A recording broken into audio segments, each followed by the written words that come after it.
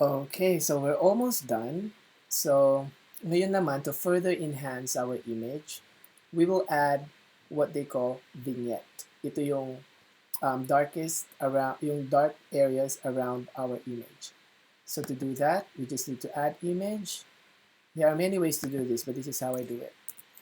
I'm gonna use brush tool and make sure that I have my black color active, and just make sure na meron akong malaking brush and it is slowly getting bigger, and then I'm just gonna color this.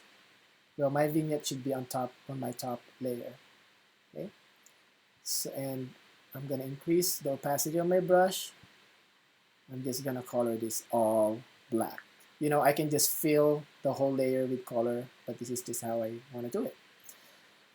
Now, with my erase tool active, erase tool, I'm gonna right click my brush, and then medyo ibebend ko lang itong aking brush size, and then lalakihan ko yung aking brush.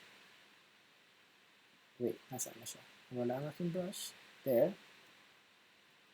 And then I'm just gonna click it para lumitaw slowly yung aking image. Bakit siya slowly? Because my opacity is low and I want to take it slow para makontrol ko. Kasi baka biglang mag-erase, masyadong maliwanag. Masyado siyang liliwanag. Okay? So, see? Now, medyo mas na-enhance yung aking picture kasi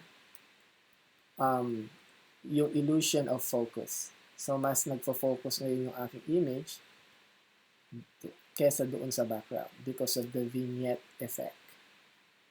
Okay?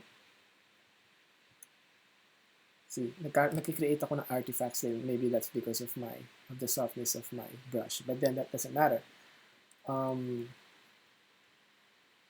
See, ang importante meron akong dark areas around my image, and that will enhance it.